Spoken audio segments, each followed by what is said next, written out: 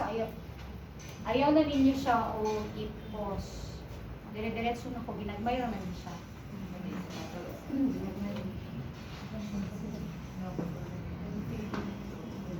Sige, so start ko. Dito na po kung kili ko.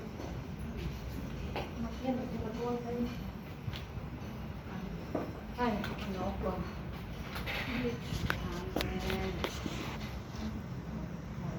Okay. Good morning, everyone. I am Sheena Yu, and I'll be demonstrating on how to perform the bottle sterilization. When I say bottle sterilization, it is the use of heat to remove the germs that is from our feeding bottle. Your purpose is to provide a germ-free feeding bottle from to your baby to prevent the baby from getting sick. So what are the materials needed? We have here the sterilizer or the sterilization pot. This one is the water, and then the dishwashing liquid for our feeding bottle. The feeding bottle, the 2 basins of water, 1 soapy and 1 rinsing. As I've said, kung si Sir Makalam, butangan niyang tubig diha. So hugasan din niyo siya tarong with soapy water and for the clean water. This one, the tong, the 2 brushes, 1 big and 1 small. Then our drying rack, the paper towel or our morning towel, then the watch. So the first thing to do is walay lain buhaton kung dili mo makauna-una og lain, ang hugas ni mo og kami. Wash your hands from the spread of infection, and then you're going to dismantle the feeding bottle and place it onto the soapy water, including the tongue as well as the brushes. Then you're going to wash using the big brush thoroughly from the inner to the outer portion of our feeding bottle. And then place it onto the rinsing water, including our tongue.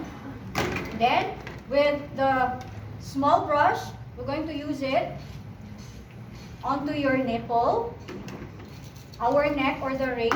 Then we have also the cup. After that one, you're going to place it onto the drying rack.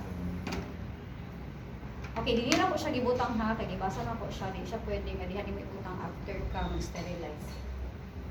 Why? Because diha ang bacteria magsuot. Kailangan imo gina siyang assemble diretso.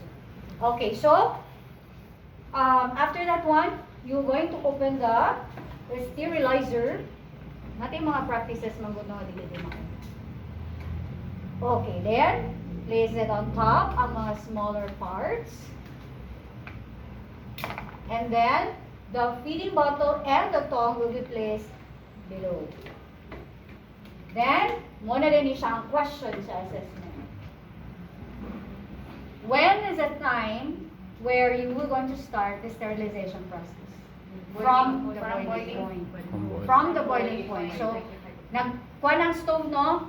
Pag mag-boil na siya, from the boiling point, nagbukal-bukal na, you time 15 minutes. After 15, muna siya ang question sa assessment. Pila ang time sa imong nipple, that's 15 minutes. For the feeding bottle, that's 30 minutes. And then when is the time to start the sterilization process? From the boiling point. So, muna siya ang answer. Okay, then you're going to remove the smaller parts and place it on top of the morning towel or the paper towel. Then, you let it dry. Okay. And then, after that one, you're going to wait for another 15 minutes. That's all in all 30 minutes for your feeding bottle. Then, remove. Place it upside down and you will going to assemble. Assemble din po. So, pag-assemble ane,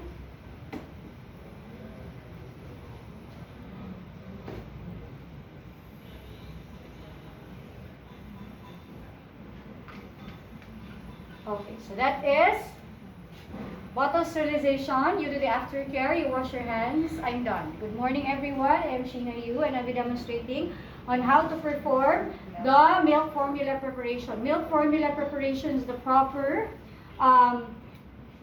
making of the milk formula of the baby and proper mixing and shaking of the milk formula to prevent bubble formation that can be a cause of colic, C-O-L-I-C, kabag, or butol. So, what are the materials needed? We have here the milk formula, the scoop inside, and we have also the spatula. Narang scoop ha sa sulod. And then we have the bottle, feeding bottle is already sterilized. O, di ba? Ito nga, tubig. Okay, so then, the rubber mat. So, and the distilled water, it can be warm or at room temperature. Okay, so, first thing to do is to wash your hands from the spread infection. Oh, guys, na nagstorya din nagstorya dito, nagstorya dito. Saro din, naparo, sapa. Kung sapa kay siya, pasabi siya. Kung hilom ka, ay nadi mo kusko din tingog di sa pwede.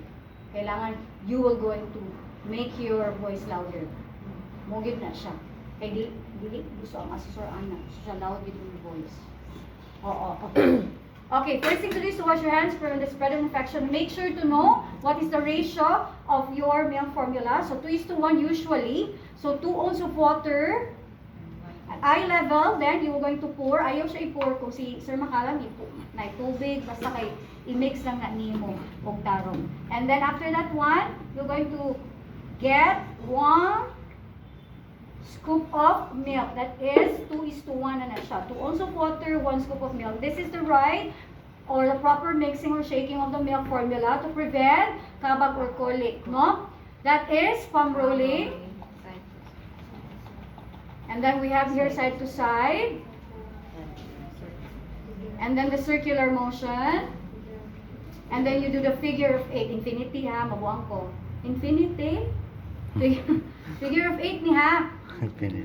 Okay, Figure of that 8. is milk formula preparation. You do the aftercare, wash hands, I'm done. Good morning everyone, I am Sheena Yu. And I will going to demonstrate, I'm going to demonstrate feeding and burping of the infants. When I say feeding, that is providing food for our baby for its proper growth and development, for the proper growth and development of our baby. And then you are going to burp. Burping meaning removal of the excess gases that can be ingested during the feeding process. So, what are the materials needed? We have here the feeding bottle with milk formula. We have the bib. We have the pillow. Then we have also our burping towel, the chair, the baby dummy. Okay, so the first thing to do, lain, wash your hands, prevent the spread of infection. Unsa gani ang purpose of burping? To prevent colic. So one question sa assessment, how to prevent colic? Manapod na siya. So burping and proper shaking of the milk formula. Sana all ha? Oo. What video? Okay. Pero pwede ipangutang na ani sa assessment. Ganun sa imong pag-demo, pwede siya move in and mangutan na siya. Yes, pwede siya ana. Pardon, ma'am. Hindi ba sila kag-pardon? Yes. Sige lang. Ang assessor, dili na sila may relax, dili sila mo ano. Tanaw na sa mo kung dili ka makatubag yes. Wala! Okay, wash your hands after. Yes. Then you will going to get the baby from the crib. Pasensya naman rin nagsakit atong baby. Nasa progeria. Kaya nga no, tigulang na gid siya oh. Baka siya pero nasa sakit. Pasensya. Then place it on the pillow for comfort, and then make sure that the baby is in a semi-upright position to prevent choking. And then make sure the baby is hungry by using the rooting reflex. Rooting, R-O-O-T-I-N-G. Rooting reflex at the side of the mouth of the baby. When the baby follows your little finger, then the baby is hungry. So that's the time na imo na siyang i-feed. So naghilak ang baby. You don't know why. Kasi bitaw na i-rooting na to, ay wala man gigutom. Ay wet ang diaper. Ana na siya. Yung na i-rooting na to. So po ipadidi na ana baby. Oh, so ana siya no. Oh. Serious. Okay. Then we were going to test if it's warm already. Then we're going to do the pencil hold position. So, mga pencil hold. Then make sure that the milk is wala siya any gap, no? Para dili siya mabutang bubbles. Then from the side of the mouth towards the center to prevent gum damage.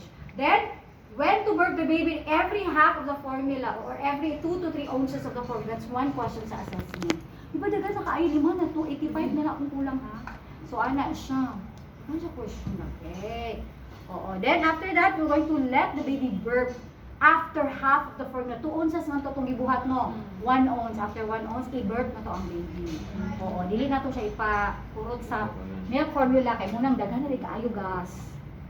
Then, with a burping towel, these are the 3 methods in burping the baby. 3 methods.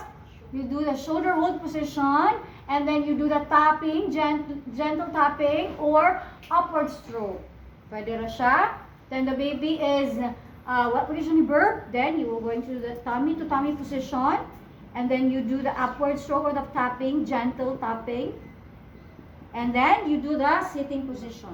So those are the 3 methods, and that is also the 3 methods on kung siya sa infant na CPR, di ba? Katong atong recovery position. Recovery position. Okay. Okay, sige, okay na. And then after that one, you are going to let the baby consume the whole formula. But make sure that the baby is hungry. You do the rooting reflex again. Uy, hungry pag inagtaon ang bata. Ato na rin siya ipatutoy. Okay, pencil hold position. And then, after that one, if the baby consume the whole formula, then you let the baby burp again. Ikatuwa, di siya ipaburp mo. Oo. 3 methods yun. 3 methods yun. Inana yun sa assessment. Kaya basi mga siya, what are the 3 methods in the so, baga! Then, shoulder hold, tummy to tummy position, and sitting position. Wow, 1. Then, ato siya. Okay, the baby is full. Then we will going to ligid lang na judge.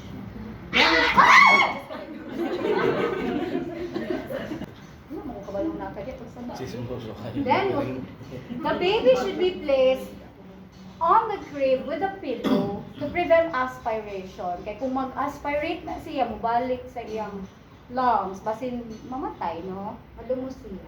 Then that is feeding and burping. Pwede na siya ipa-sideline in a while, and then you're going to put in a lie on the side, supine lying. Supine hindi siya hahayang.